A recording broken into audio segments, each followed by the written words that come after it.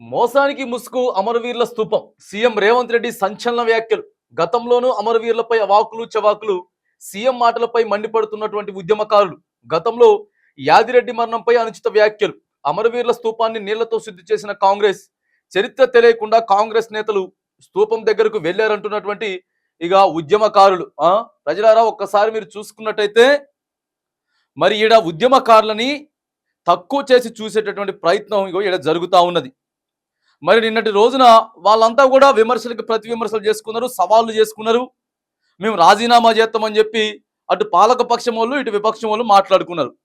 తద్వారాగా నిన్న gun park దగ్గర ఉన్నటువంటి అమరవీరుల స్తూపం దగ్గర ఏదైతే ఉందో మరి ప్రస్తుత MLA BRS party Siddipet MLA Harish Rao ఆయన రాజీనామా పత్రాన్ని పట్టుకొని ఆడికెళ్ళి పోయి కొద్దిగా ఆడ హంగామా చేసేటువంటి ప్రయత్నం చేసిండు.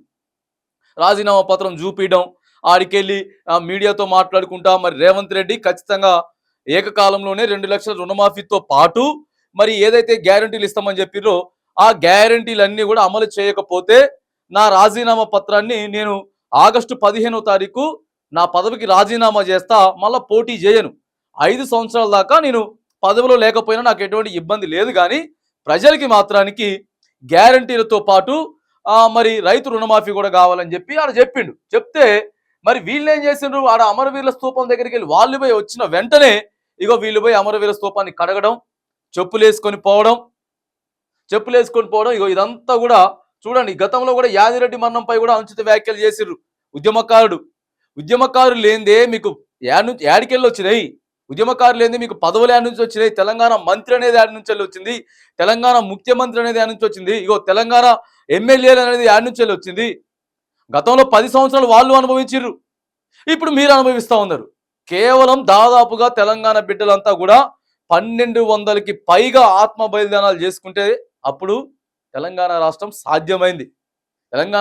సాధ్యమైంది. కానీ మీరేమో అమరవీరులని ఇష్టానుసారంగా ఆ స్తూపం మనవాడ కట్టుకున్నాం. మన ఇంట్లో ఎవరైనా ఇంటి పెద్ద కావచ్చు కాక ఎవరైనా చనిపోతే ఇగో మనం సమాధులు పెట్టుకుంటాం. ఆ సమాధి పెట్టుకున్న జ్ఞాపకంగా గుర్తుగా మన ఇంట్లో ఏదైనా మంచి అయినా చెడైనా ఏదైనా వేళ విశేషం ఉన్నా ఆడికి పోయి ఆ శ్రద్ధాంజలి ఘటించి నివాళులు అర్పించే ప్రయత్నం ఎట్లయితే చేస్తామో ఇగో ఈడ ఎవరికి సంబంధించింది కాదు.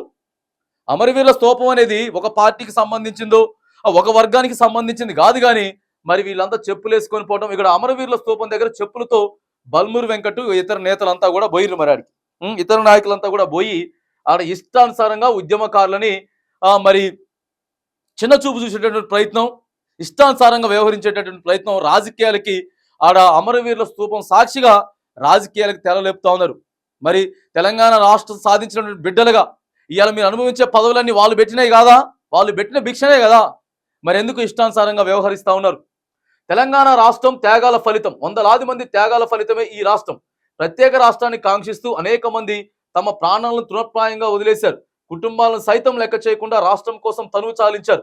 వారిని స్మరించుకునేందుకు నిర్మించినదే అమరవీరుల స్తూపం. అలాంటి ఒక గొప్ప కట్టడంపై ముఖ్యమంత్రి రేవంత్ రెడ్డి ఇగో అనుచిత వ్యాఖ్యలు చేస్తా ఉన్నాడు. అదట ముసుగట, ఏదంటే మోసానికి ముసుగట. అమరవీరుల స్తూపం మోసానికి ముసుగ అండి. మరి అంత దారుణమైనటువంటి మాటలు మాట్లాడొచ్చా? నేను మీకు ఏదన్నా ఉంటే హరీష్ రావు గారిని వ్యక్తిగతంగా అనుకుంటారా లేకపోతే ఇంకోటి అనుకుంటారా అనుకోండి, కానీ ఆయన ఆడికి పోయి చేసిండని చెప్పి ఆ అమరవీరుల స్తూపం అంతా కూడా మరి మోసం చేయడానికి అది ఆడున్నది, మోసానికో ముసుగు అని చెప్పి కించపరిచేటటువంటి ఆత్మ బలిదానాలు ఎంతో మంది ముందుకొచ్చి వాళ్ళ ప్రాణాయాల్ని తృణప్రాయంగా పెట్టి చేస్తే ఇక మీరు మాట్లాడేదండి. చరిత్ర తెలియకుండా కాంగ్రెస్ నేతలు స్తూపం దగ్గరికి వెళ్ళారంటున్నటువంటి ఉద్యమకారులంతా కూడా మరి ఇప్పుడు మాట్లాడుతూ ఉన్నారు. ఎట్లా పోతారండి అసలు ఆడికి? ఇష్టానుసారంగా మీరు ఇంకొక రాజకీయాలు చేసుకోండి, వేరే వేదికలపై రాజకీయాలు చేసుకోండి, కానీ అమరవీరుల స్తూపం దగ్గర రాజకీయాలు చేయొద్దని చెప్పి చెప్తా ఉన్నారు. మరి ఉద్యమకారులకి ఎవరు గుర్తిస్తా ఉన్నారు? గత ప్రభుత్వమో గుర్తించట్లేదు, మేము వస్తే గుర్తిస్తామని చెప్పినటువంటి కాంగ్రెస్ పార్టీ ఇప్పుడు కూడా గుర్తించేటటువంటి ప్రయత్నం చేయట్లేదు.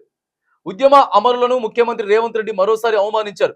ఈసారి ఏకంగా అమరవీరుల స్తూపం పైన విమర్శలు చేసిర్రు. మోసానికి ముసుగు అమరవీరుల స్తూపం అంటూ మాట్లాడిర్రు. హరీష్ రావు అమరుల స్తూపం దగ్గరకు వెళ్లడంపై స్పందించిన సందర్భంలో రేవంత్ రెడ్డి వ్యాఖ్యలు చేశారు. దీనిపై పెద్ద ఎత్తున విమర్శలు వస్తున్నాయి. రేవంత్ రెడ్డి గతంలోనూ ఉద్యమకారులపై అనేక సందర్భాల్లో అనుచిత వ్యాఖ్యలు చేసిర్రు. గతంలో యాదిరెడ్డి మరణం పైన అమర్యాదంగా మాట్లాడినరు. ఉద్యమ సమయంలో అయితే ఏకంగా ప్రస్తుత ప్రభుత్వ సలహాదారు తన మిత్రుడు వేం నరేందర్ రెడ్డితో కలిసి తుపాకీ పట్టుకొని ఉద్యమకారులపైకి దూసుకెళ్లారు. ఉద్యమ ఆకాంక్షలకు వక్రభాష్యాలు చెప్పిర్రు. నీళ్లు నిధులు నియామకాలు అనేది ఉద్యమ నినాదమే కాదని మాట్లాడారు. ఇలా అనేక సందర్భాల్లో రాష్ట్ర ఏర్పాటులో కీలకంగా వ్యవహరించిన ఉద్యమకారులను, రాష్ట్రం కోసం ప్రాణాలు అర్పించిన అమరులను రేవంత్ రెడ్డి అవమానిస్తూనే ఉన్నారు. ఇప్పుడు ఏకంగా అమరవీరుల స్తూపంపై ఆయన మాట్లాడిన మాటలు ఉద్యమకారులు ఆగ్రహాన్ని తెప్పిస్తున్నాయి. హరీష్ రావు అమరవీరుల స్తూపం దగ్గరకు వెళ్ళాక కాంగ్రెస్ ఎమ్మెల్సీ బల్మూరు వెంకట్ వెళ్లి పసుపు నీళ్లతో శుద్ధి చేశారు. అయితే దానిపైన విమర్శలు వస్తున్నాయి. 1969 ఉద్యమ సమయంలో అప్పటి కాంగ్రెస్ ప్రభుత్వం కాల్పుల్లో మరణించిన ఉద్యమకారులకు స్మారకంగా స్తూపాన్ని నిర్మించారు. దాదాపు 369 మంది యువతీ యువకులను ఆనాటి కాంగ్రెస్ ప్రభుత్వం పట్టున పెట్టుకున్నది అదే కాంగ్రెస్ పార్టీ ఎమ్మెల్సీ బల్మూరు వెంకట్ చరిత్ర తెలియకుండా అక్కడికి వెళ్లి మీడియా అటెన్షన్ కోసం డ్రామా చేశారని ఉద్యమకారులు ఆరోపిస్తా ఉన్నారు. బల్మూరు వెంకట్ కు విషయ పరిజ్ఞానం లేకుండా తెలంగాణ ప్రజలకు, ఉద్యమకారులకు ఆనాడు కాంగ్రెస్ చేసిన ద్రోహం గుర్తుందని తప్పక బుద్ధి చెప్తారని చెప్పి కూడా మరి ఉద్యమకారులు మాట్లాడుకుంటా ఉన్నారు. ఉద్యమకారులు అంటా ఉన్నారు, మరి తెలంగాణ సాధన కోసం ఉద్యమంలో మీ పార్టీ వాళ్ళు ఎవరు పాల్గొనలేదు, తెలంగాణ ఉద్యమానికి వ్యతిరేకంగా మీరు పనిచేశారు కాబట్టి మరి మీకు ఎట్లా తెలుస్తుంది? ఉద్యమకారుల బాధ ఏం తెలుస్తుంది? ఉద్యమకారుల కుటుంబాలు ఇప్పటికీ కూడా స్టిల్ ఈ రోజు వరకు కూడా ఎంత వాళ్ళు కుమిలిపోతా ఉన్నారో ఇవన్నీ మీకు తెలియదు కాబట్టి ఇష్టానుసారంగా చెప్పులు వేసుకొని పోవటం, వీళ్ళు వచ్చిపోయిన తర్వాత వాళ్ళు పసుపు నీళ్ళు పోసి కడగడం, వీళ్ళు పోయిన తర్వాత మళ్ళీ వాళ్ళు నీళ్లు పెట్టి కడగడం.